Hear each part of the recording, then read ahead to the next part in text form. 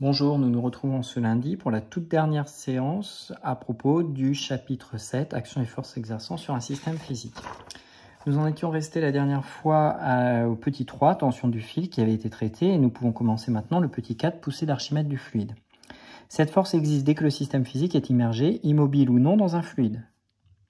Cela veut dire que le système physique peut être en mouvement par rapport au fluide ou pas, et inversement, le fluide peut être en mouvement par rapport au système physique ou pas. Donc dans toutes les situations, la poussée d'Archimède du fluide existe. Votre système physique est au moins immergé dans l'air, par exemple. Assez fréquemment, quand ce fluide est l'air, cette force est négligeable. Donc on vous donne également une piste d'analyse. Est-ce qu'elle comptera beaucoup ou peu? Elle aura tendance à compter peu. Mais il y a des situations où elle compte.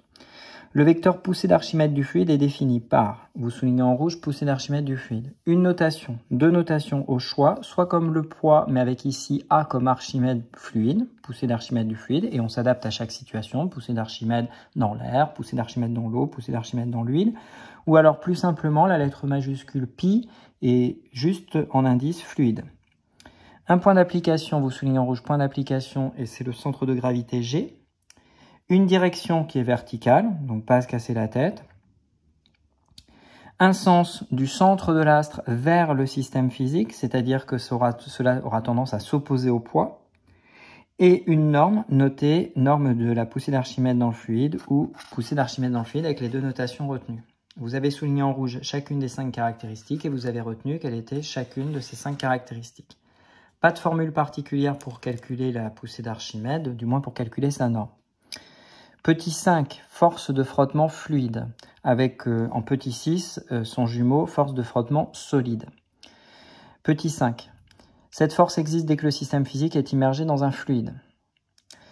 Il faut en outre que le fluide soit en mouvement par rapport au système physique ou que le système physique soit en mouvement par rapport au fluide. Imaginez-vous, vous êtes dehors, il n'y a pas de vent, vous ne sentez pas la force qu'exerce l'air sur vous. S'il y a du vent, c'est parce que le fluide est en mouvement par rapport à vous. Si vous vous mettez à courir alors qu'il n'y a pas de vent, dans ce cas-là, vous allez sentir la force du fluide sur vous, l'action du fluide sur vous.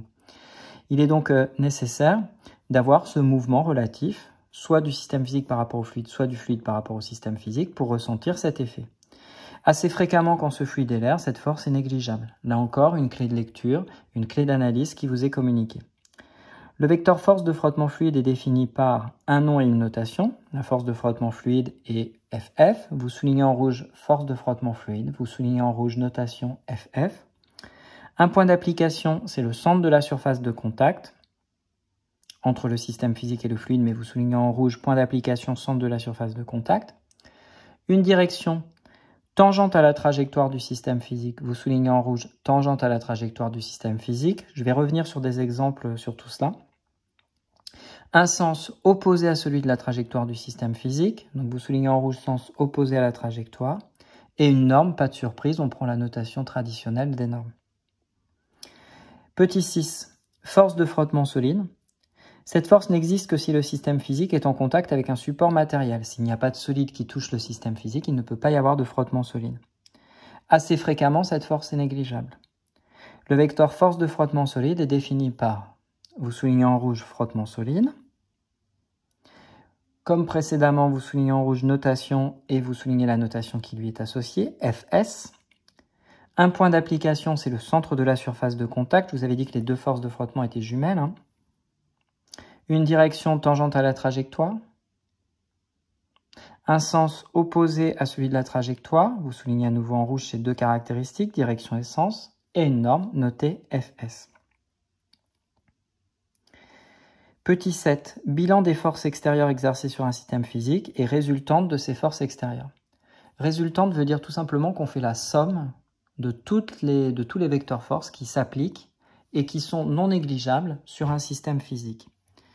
Pour noter la somme en mathématiques, il y a cette notation qui fait appel à une lettre grecque, majuscule, sigma. Donc ça, cela veut dire qu'on fait la somme. Comme nous, on parle de force extérieure, on mettra cette notation. Et cela signifie qu'il s'agit de la résultante des forces extérieures. Vous soulignez en rouge résultante des forces extérieures et vous encadrez en rouge la notation qui vous est proposée dans votre fascicule. Il s'agit de la somme des différents vecteurs force extérieure non négligeables s'exerçant sur le système physique. Remarque, Le vecteur vitesse instantanée n'est absolument pas un vecteur force. Il ne faut jamais l'inclure dans le bilan des forces extérieures exercées sur un système physique. Dresser le bilan des forces et le schématiser dans chacune des deux situations du document 1. Le point étudié sera le point S5.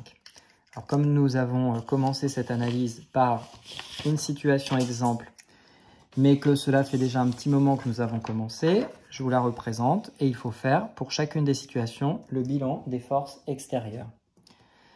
L'idée va être extrêmement simple, c'est de prendre le cours dans l'ordre sur cette partie bilan des forces et de scanner, comme je vous l'avais indiqué, toutes les forces qui pourraient éventuellement exister pour voir si elles sont là ou non.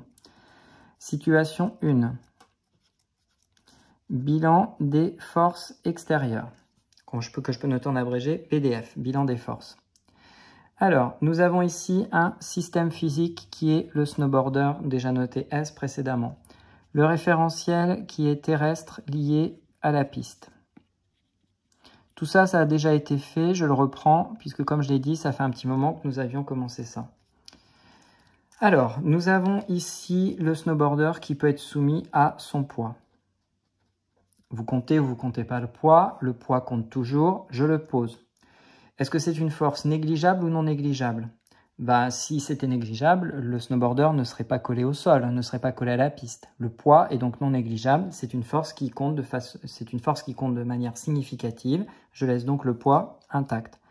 C'est le poids noté poids du snowboarder au voisinage d'un astre qui est la Terre. Voilà pour cette première situation. Je peux mettre la flèche qui court sur tout le long du vecteur ou juste sur le début comme je viens de le faire. Deuxième force. Est-ce que j'ai dans ce cas de figure un support? Oui. Si j'ai un support, ça veut dire que j'ai la réaction normale du support. Donc réaction normale du support. Notez grand N. Est-ce que c'est une force négligeable ou non négligeable? Pour ça, il suffit de se poser la question, est-ce que le snowboarder peut s'enfoncer dans le sol indéfiniment, attiré par le poids? La réponse est non. La force qui l'empêche de s'enfoncer dans le sol, c'est la réaction normale du support. C'est donc une force significativement présente, non négligeable. Je vais mettre en place dès maintenant un code couleur pour chacune de ces forces. Le poids, ça sera en bleu pour la suite. Ce code couleur vous appartient complètement. La réaction normale du support, puisqu'elle est non négligeable, je la mettrai en vert. Point suivant. Est-ce qu'il y a un fil? Non, mais il y a un téléski. Il y a donc la traction du téléski.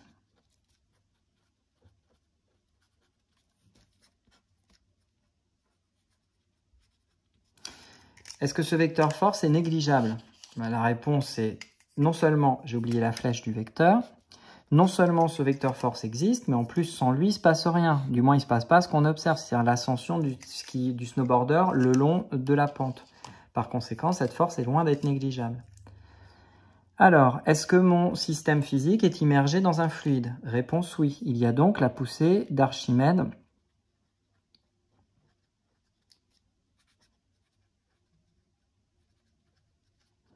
qui est due à quel fluide? Notre snowboarder est immergé dans l'air. Alors, je vais noter cette poussée d'Archimède de l'air. Je prends la notation la plus simple, pi R. Donc, je remplace fluide par R. Est-ce que cette force a une influence? La poussée d'Archimède, c'est ce qui explique qu'un objet va flotter. Est-ce que mon snowboarder flotte dans les airs? Pas du tout. Cette force est donc négligeable. Pas de code couleur pour les forces négligeables, puisque je n'aurai pas besoin de les figurer sur un schéma. La suite, puisque je suis dans l'air, il y a les frottements fluides.